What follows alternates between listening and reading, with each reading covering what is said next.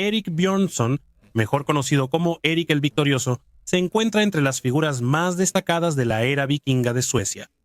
Aunque hubo reyes previos en Suecia, Erik es el monarca más antiguo de una sucesión real continua confirmada por varias fuentes independientes. Por eso, la mayoría de las listas oficiales de gobernantes suecos inician con su nombre. Se ganó el epíteto de El Victorioso, que significa bendecido con la victoria, después de triunfar sobre su sobrino, el legendario berserker Styrbjörn el Fuerte, y los temibles Jomsvikings en la batalla de Fidesvalir, librada cerca de Uppsala. Su victoria, que muchos creen que le fue concedida por Odín mismo, marcó el inicio de un reinado caracterizado por la expansión sueca y una creciente influencia. Según los cronistas medievales Adam de Bremen y Saxo Gramático, Erik también reclamó el trono de Dinamarca después de derrotar y exiliar al rey Svein Barba Partida, gobernando así tanto Suecia como Dinamarca. Erik el Victorioso es mencionado en numerosas fuentes históricas y literarias: la Heimskringla, una crónica de los reyes de Noruega, la historia de los arzobispos de Hamburgo de Adam de Bremen, el relato de Styrbjörn, el campeón sueco, preservado en el Flateyjarbók, y la Gesta Danorum de Saxo Gramático, también conocida como los Hechos de los Daneses. Aunque algunos de los relatos que lo rodean son de naturaleza legendaria, la convergencia de referencias en textos tan diversos afirma que el hombre detrás del mito fue, sin lugar a dudas, una figura histórica real. Esta es su historia. Según la saga del rey Hedrick el Sabio, Erik el Victorioso afirmaba descender de uno de los más grandes héroes de la era vikinga, el rey Ragnar Lodbrok. La saga relata cómo el linaje de Ragnar ascendió al poder y llegó a dominar el reino sueco. Tras la muerte del rey Harald de Dienteroto, su hijo Astane el Malvado ascendió al trono sueco. Su reinado perduró hasta que fue asesinado por los hijos de Ragnar, como se describe en su saga. Con la caída de Astane, los herederos de Ragnar tomaron posesión de la corona sueca. Tras la muerte de Ragnar, sus hijos dividieron su extenso legado. Björn Costado de Hierro reclamó Suecia, Sigurd Serpiente en el Ojo gobernó Dinamarca, Bitsug tomó las tierras al este e Ivar el Deshuesado tomó el control de Inglaterra. El trono sueco permaneció en manos de los descendientes de Björn Costado de Hierro, quienes fundaron lo que llegó a conocerse como la Casa de Munzo, también llamada la Casa de Björn Costado de Hierro, o la Vieja Dinastía. En la tradición nórdica se decía que el propio Ragnar descendía de Odín, lo que lo presentaba no solo como un rey, sino como un héroe semidivino dotado de la sabiduría, la fuerza y la valentía en batalla del padre de todos. Erik el Victorioso, descendiente directo de Björn Costado de Hierro, siendo su tataranieto en cuarta generación, estaba destinado a heredar el trono sueco tras la muerte de su padre, el rey Björn Eriksson, quien también era una figura envuelta en leyenda. Se desconoce mucho de la infancia de Erik. Se dice que nació alrededor del año 945 y probablemente recibió la educación tradicional de la realeza escandinava, entrenado en el uso de la espada, el hacha y la lanza, hábil en las artes de las incursiones y la guerra, y profundamente involucrado en rituales que honraban a los antiguos dioses nórdicos. Erik después gobernó Suecia junto con su hermano Olof por varios años.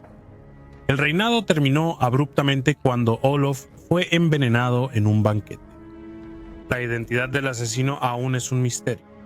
Las sospechas recayeron en Erik, o en Styrbjörn el Fuerte, el propio hijo de Olof, quien ya se había ganado una temible reputación por su violencia y amenaza.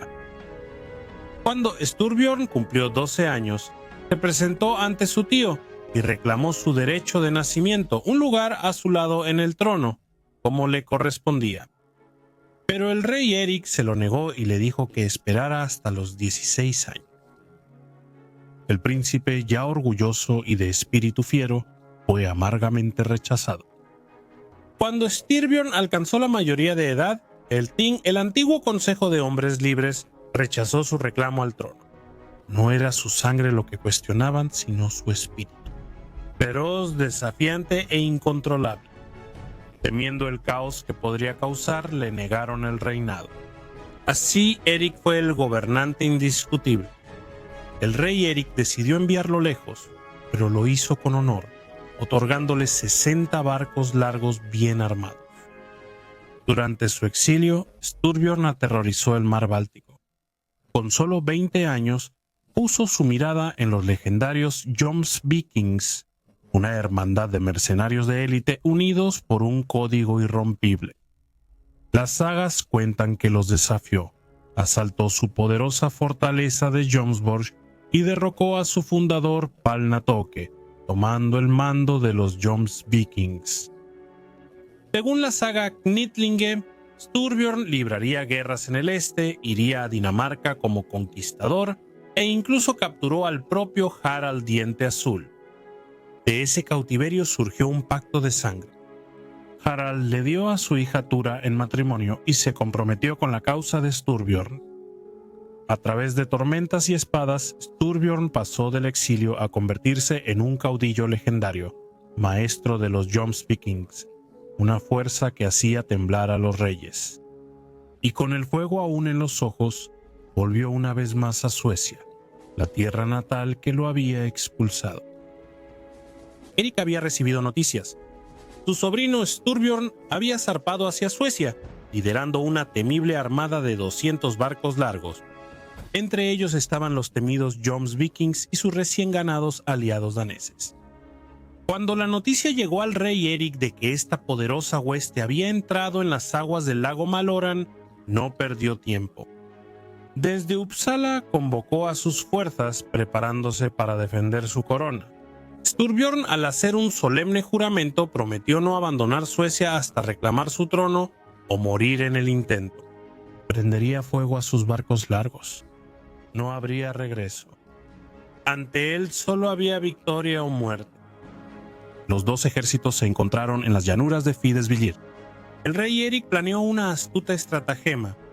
Hizo atar ganado armado con lanzas y cuchillas y los condujo hacia los Jomsvikings en un frenesí de sangre y miedo. El campo de batalla cayó en el caos, pero Styrbjörn, un experimentado jefe de guerra, rápidamente reunió a sus guerreros. El enfrentamiento siguió toda la noche y al día siguiente. Las sagas hablan de una noche de presagio. En la víspera del segundo día, Styrbjörn ofreció un sacrificio a Thor, buscando el favor del dios del trueno, pero en su lugar, un extraño de barba roja entró en su campamento, recitando un verso escáldico que reprendía al príncipe por su arrogancia y predecía su caída. En otro lugar, el rey Eric hizo su propia súplica, esta vez a Odín, a la sombra del templo de los dioses. Él prometió 10 años de su vida a cambio de la victoria. Esa noche, una figura alta, encapuchada y con capa se apareció a Eric. Le entregó al rey una simple caña y susurró: «Lanza esto sobre tus enemigos y grita, que Odín los tenga a todos». Al amanecer, Eric obedeció. Cuando la caña salió de su mano, se transformó en pleno vuelo en una jabalina, surcando el cielo sobre el ejército de Styrbjörn. De inmediato las fuerzas del príncipe quedaron cegadas. Luego, desde las colinas, una avalancha rugió cuesta abajo, envolviendo a los Jomsvikings y a su líder en un manto de tierra y nieve. El rey Harald y los daneses huyeron y regresaron a sus barcos. Mientras se alejaban, una lanza solitaria voló sobre ellos. Las sagas hablan de que los propios dioses intervinieron en la batalla, pero lo más probable es que fueran la fuerza y la estrategia de las fuerzas suecas las que decidieron el resultado. Styrbjörn cayó entre los incontables muertos y con su muerte, el rey Eric no solo ganó una batalla, sino que también mató a una leyenda. Después de la batalla, Eric se ganó el título de Eric el Victorioso. Mientras tanto, el nombre de Styrbjörn se desvaneció lentamente en las brumas de la leyenda. Según la Heimskringla, Eric el Victorioso tomó como esposa a Sigrid la Altiva, hija de Skoglar Tost.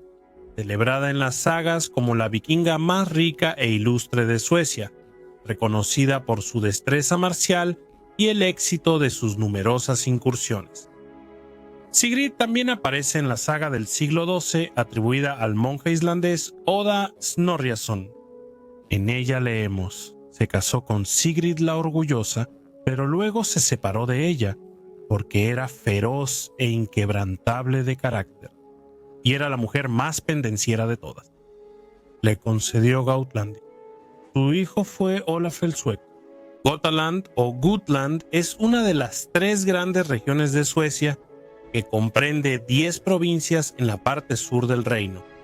Concederle una tierra tan vasta y fértil como parte de su separación no fue un gesto menor.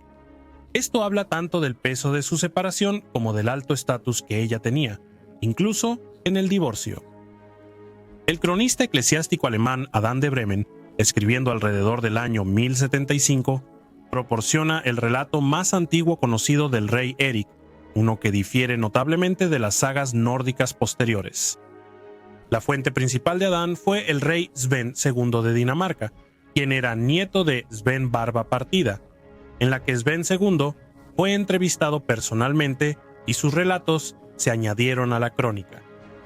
Al igual que las sagas, Adán se refiere a Eric como el más poderoso, comparable a los títulos de las sagas Eric el Victorioso o Eric el Grande. Adán sitúa el reinado de Eric después del desierto Emund Eriksson, aunque no explica su relación familiar. Curiosamente, Adán no menciona la famosa batalla de Fyrisbilli. En cambio, relata que Eric reunió un gran ejército y lanzó una invasión a Dinamarca para enfrentarse al rey Sweyn Barba Partida. La razón de esta campaña no está clara, pero Adán señala que involucró una alianza entre Eric y el poderoso gobernante polaco Boleslao I, quien le dio a Eric a su hermana o hija en matrimonio. La princesa polaca suele ser identificada como Gunhild de Wendon, quien aparece en las sagas nórdicas como la hija del rey Budislev, otro nombre para Boleslao. Algunos estudiosos sugieren que podría ser la misma mujer conocida en las sagas como Sigrid la Altiva. Según Adam, la invasión de Dinamarca por Eric fue exitosa. Eric tomó el control de Dinamarca mientras Sweyn fue obligado al exilio, primero huyendo a Noruega, luego a Inglaterra y finalmente a Escocia, donde el rey lo recibió con generosidad y honor. Adam también menciona que el gobierno de Eric en Dinamarca coincidió con más ataques vikingos en la costa norte de Alemania. Una flota de barcos suecos y daneses navegó por el río Elba y desembarcó en Stey, en Sajonia. Allí un ejército sajón los enfrentó, pero sufrió una derrota aplastante. Nobles prominentes fueron capturados y llevados a los barcos vikingos, mientras los invasores devastaban la tierra sin resistencia. Entre los prisioneros estaba el margrave Sigafred, quien más tarde escapó de noche con la ayuda de unos pescadores. Enfurecidos, los vikingos mutilaron a los cautivos restantes, cortándoles las manos, los pies y las narices, y los arrojaron a la orilla. Adam caracteriza al rey Eric como un pagano y al principio hostil al cristianismo. Sin embargo, los misioneros estuvieron activos durante su reinado, tanto extranjeros como conversos nacidos en el país. Entre ellos estaba Odignar el Viejo, quien predicó en regiones como Selandia, Escania y Suecia. Finalmente, Eric aceptó el bautismo, probablemente durante su estancia en Dinamarca, lo que lo convertiría en el primer rey sueco en hacerlo. Este acto fundamental abrió el camino para que los misioneros cristianos cruzaran de Dinamarca a Suecia. Sin embargo, con el tiempo se dice que Eric abandonó la fe cristiana y regresó a la antigua religión nórdica. Después de su muerte, Sven Barba Partida regresó del exilio y recuperó el trono danés. También se dice que se casó con la viuda de Eric, aunque su identidad sigue siendo incierta, y se convirtió en padrastro del hijo de Eric, Olaf, forjando así una poderosa alianza entre las casas reales de Dinamarca y Suecia. La causa de la muerte de Eric sigue sin registrarse. Se cree que murió alrededor del año 995, a aproximadamente 50 años de edad. Si se deben creer los relatos sobre su conquista de Dinamarca, su triunfo en la batalla de Fyrisbilir y sus exitosas campañas vikingas en Sajonia, entonces Erik se encuentra entre los más grandes, si no es que el más grande, rey de Suecia durante la era vikinga. Sin embargo, su legado no se mide solo por las conquistas. Al adoptar el cristianismo, Erik abrió las puertas para que la fe echara raíces en su reino. Su hijo Olaf fue criado como cristiano y es celebrado en muchas crónicas por su piedad. Olaf se convirtió en el primer rey sueco en permanecer fiel al cristianismo durante toda su vida, marcando un punto de inflexión en la espiritualidad de la nación. Así comenzó el fin de los antiguos dioses en Suecia. Y sin embargo, las sagas cuentan una historia llena de ironía. Fue a Odín mismo a quien Erik una vez recurrió suplicando por la victoria en Fyrisbilir que un rey que debía su corona, quizás incluso su vida, al Padre de todos, fuera quien diera paso a la era de Cristo. Es un recordatorio de cuán rápido cambian los vientos del destino incluso para los poderosos. Quisiera dar un enorme agradecimiento a todos mis miembros, su contribución es valiosa para la continuación del canal y los aprecio enormemente a todos. Gracias especiales a Juan Seitz. Espero que todos hayan disfrutado el video. Si es así, denle like, suscríbanse y compartan. Nos vemos la próxima semana en otro Perfiles Históricos.